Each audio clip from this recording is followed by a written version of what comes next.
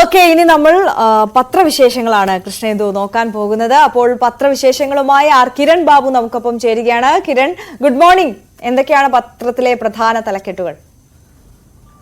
നമസ്കാരം ആര്യ, നമസ്കാരം കൃഷ്ണേന്ദു. ഇന്ന് പത്രങ്ങളിലെല്ലാം പ്രധാനപ്പെട്ട വാർത്തയായി നിൽക്കുന്നത് ഇന്നലത്തെ മുഖ്യമന്ത്രിയുടെ വാർത്താ സമ്മേളനം തന്നെയാണ്. വാർത്താ സമ്മേളനത്തിൽ മുഖ്യമന്ത്രി മറുപടി പറഞ്ഞ സാധാരണ പതിവിട്ട് അദ്ദേഹത്തിന് ഒരു ചോദ്യത്തിനുള്ള അദ്ദേഹത്തിന്റെ ചിരി അടക്കം പ്രത്യേകമായി തന്നെ വാർത്തയായി നൽകിയിട്ടുണ്ട്.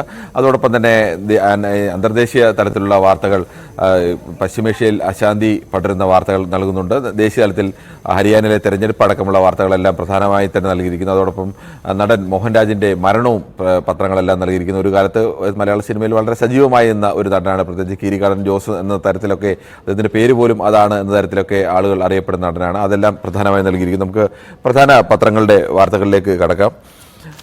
മലയാള മനോരമയുടെ ഒന്നാം പേജിന് നൽകിയിരിക്കുന്ന തലക്കെട്ട് തന്നെ ചിരിച്ചു ക്ഷമിച്ചു ഹാ ഹാ ഹാ എന്ന് നൽകിയിരിക്കുകയാണ്. മുഖ്യമന്ത്രി ചിരിക്കുന്ന ഒരു ചിത്രം നൽകിയിരിക്കുന്നു. അതിന് മറുപടിയായി പ്രതിപക്ഷ നേതാവിൻ്റെ തന്നെ അതുപോലെ തന്നെ ഒരു ചിരിപ്പടം പ്രത്യേകമായി നൽകിയിരിക്കുന്നു.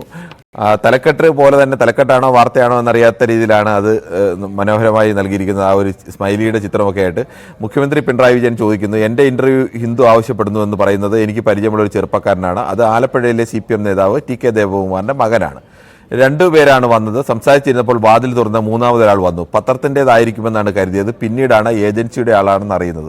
അപ്പോൾ മാധ്യമപ്രവർത്തകർ മറുപടി ചോദിക്കുകയാണ്, ഞങ്ങളെ ഒന്നും അതിന് സമ്മതിക്കാറില്ലല്ലോ, ഇങ്ങനെ മുഖ്യമന്ത്രിയുടെ ഇന്റർവ്യൂ നടക്കുന്ന സമയത്ത് ഇങ്ങനെ കടന്നു കയറാൻ അനുവദിക്കാറില്ലല്ലോ എന്നുള്ളതാണ്. മുഖ്യമന്ത്രിയുടെ സുരക്ഷയുമായിട്ടൊക്കെ ബന്ധപ്പെടുത്തി തന്നെയാണ് മാധ്യമപ്രവർത്തകർ ചോദിച്ചത്. അതിന് മുഖ്യമന്ത്രി വലിയൊരു പൊട്ടിച്ചിരിയായിരുന്നു. ആ ചിരിയുടെ ചിത്രമാണ് വലിയ ഹാ ഇട്ട് തന്നെ നൽകിയിരിക്കുന്നത്. ആ വാർത്ത തന്നെയാണ് മനോരമ പ്രധാനമായും തന്നെ നൽകിയിരിക്കുന്നത്. അതോടൊപ്പം തന്നെ പൂരം കലക്കൽ അന്വേഷണ പൂരം, 3 തരത്തിലുള്ള അന്വേഷണം നടക്കുന്നു. അതുകൊണ്ട് ഒരു പൂരം കലക്കലിന് 3 തലത്തിൽ അന്വേഷണം നടക്കുന്നുണ്ട്. അന്വേഷണ പൂരം എന്നൊരു തലക്കെട്ട് കൂടിയാണ് മനോരമ നൽകിയിരിക്കുന്നത്. ത്രിതല അന്വേഷണം ഇങ്ങനെയെന്ന് പ്രത്യേകമായി തന്നെ അത് എങ്ങനെയൊക്കെയാണ് ഏതെല്ലാം വിഷയത്തിലാണ് അന്വേഷണം എന്നതും നൽകിയിരിക്കുന്നു. നടൻ മോഹൻരാജ് വിടവാങ്ങി എന്നുള്ളത് പ്രത്യേകമായ അകത്തെ പേജുകളിലും എല്ലാ പത്രങ്ങളും അദ്ദേഹത്തെക്കുറിച്ചുള്ള വിശദമായ ഫീച്ചറുകളും നൽകിയിട്ടുണ്ട്. അതോടൊപ്പം തന്നെ ADGPയെ ഇന്ന് അജിത് കുമാറിനെ ഇന്ന് മാറ്റിയേക്കും, റിപ്പോർട്ട് ഇന്ന് സമർപ്പിക്കും എന്നുള്ള വാർത്തയും പ്രാധാന്യത്തോടു കൂടി തന്നെ നൽകിയിരുന്നു.